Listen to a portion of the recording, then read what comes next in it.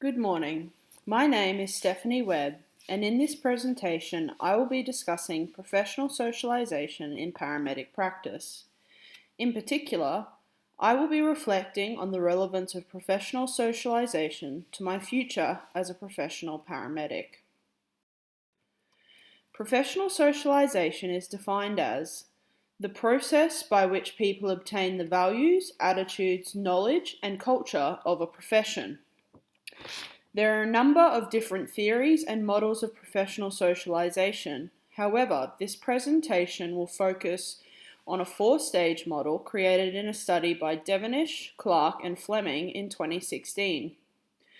The four stages are broken up into the anticipatory stage, the formal socialisation stage, the post-formal socialisation stage, and post-internship socialisation stage.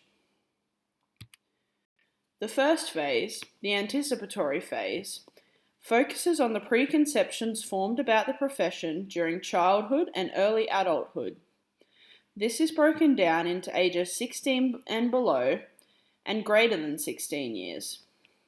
Many factors contribute to these preconceptions, such as observations as a child, input from friends and family, social class, level of education, and gender. Further, it is well documented that the media and television can contribute significantly to preconceived ideas of paramedic practice. This is because the media depict the high acuity, life-saving aspects of paramedicine, when in reality these cases actually make up the minority of the ambulance caseload. I definitely recall prior to starting my university degree being drawn to paramedicine by the prospect of an adventurous outdoor job where I got to wear a well-recognized and respected uniform and help those in need. However, I was unaware at the time that I was taking part in a process of socialization where my preconceptions were about to be challenged.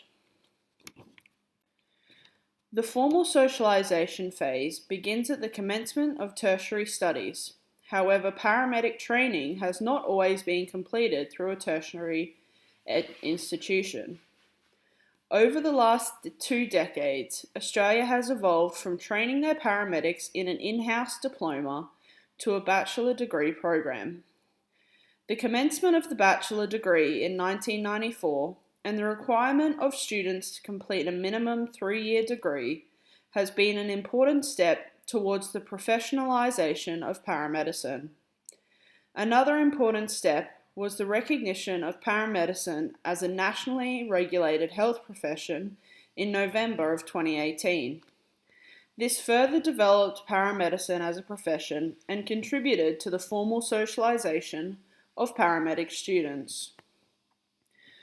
During the formal socialisation phase, students begin moving away from preconceptions held about the profession and attain a new cultural base with specific knowledge, values, and attitudes. A transition begins where students obtain a deeper level of understanding about the profession, often through clinical placements. However, students experience conflict and confusion during clinical placement as the difference between university and the workplace is revealed. Students begin shift work often for the first time, and the demands of the job are revealed.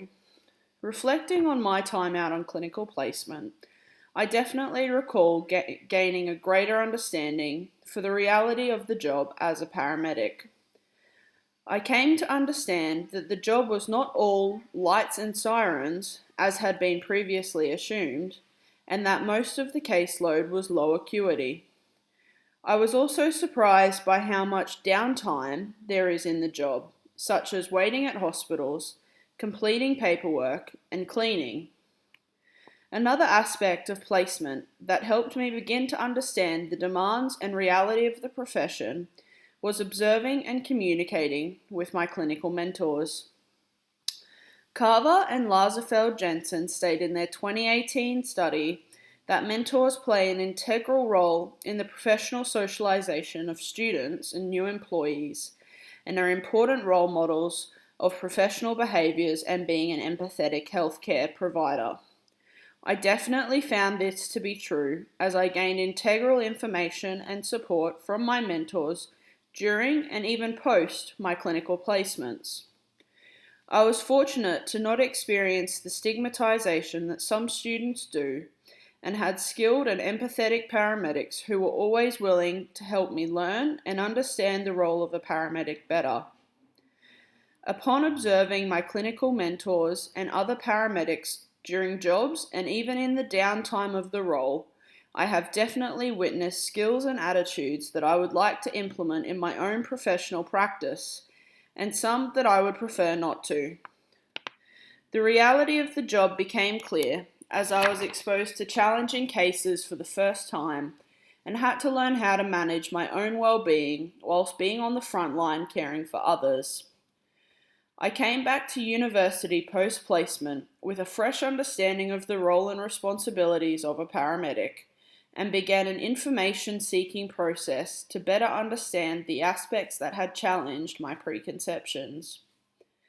I am very grateful to be completing the formal phase of socialization, as I feel without it I would not fully understand the reality of ambulance culture and the work itself, and would have unrealistic expectations of the profession.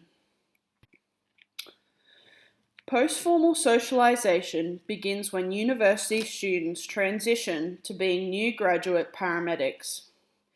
A lot of paramedics experience a honeymoon phase, as the initial excitement of starting your career and feeling that you finally made it hits home. There is relief that tertiary study is finally complete and pride associated with wearing the uniform amongst your peers. However, this period is often short-lived as new graduates learn to negotiate power, politics, and workplace culture for the first time. Paramedic graduates within Australia are required to complete a 12-month internship year prior to being recognised as a qualified advanced care paramedic.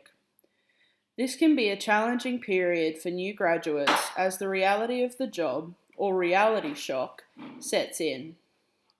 For many, this is their first experience outside of university of shift work, working nights, working long hours, and interacting with other paramedics.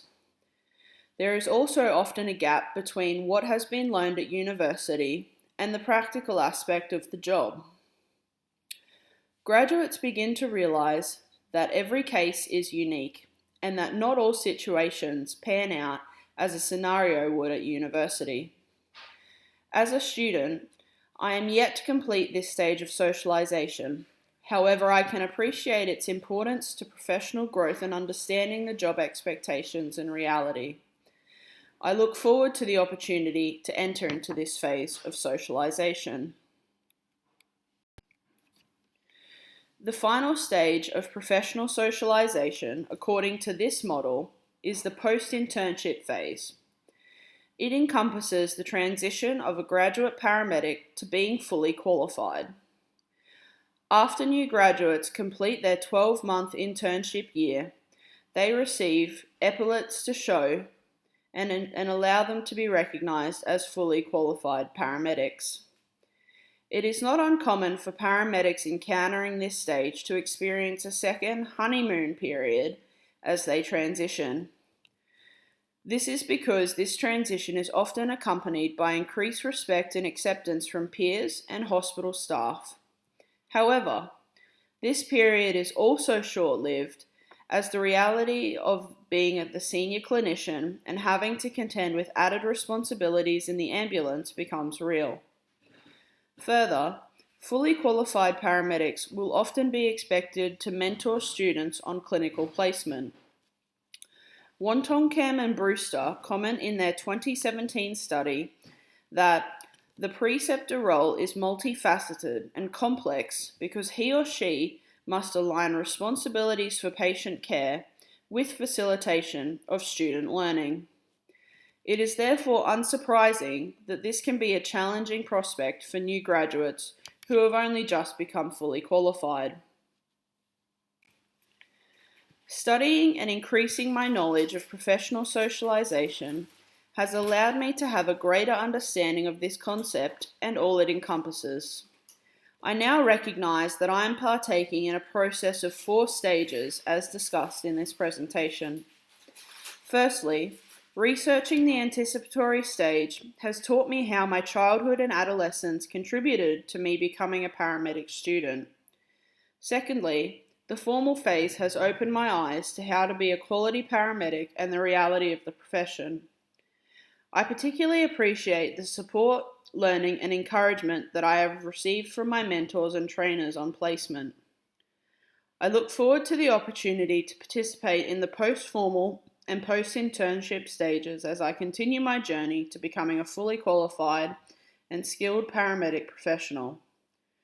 Reflecting on this topic has allowed me to understand so much more about my decision to be a paramedic and brought about both a calmness and excitement for what the future holds. Thank you.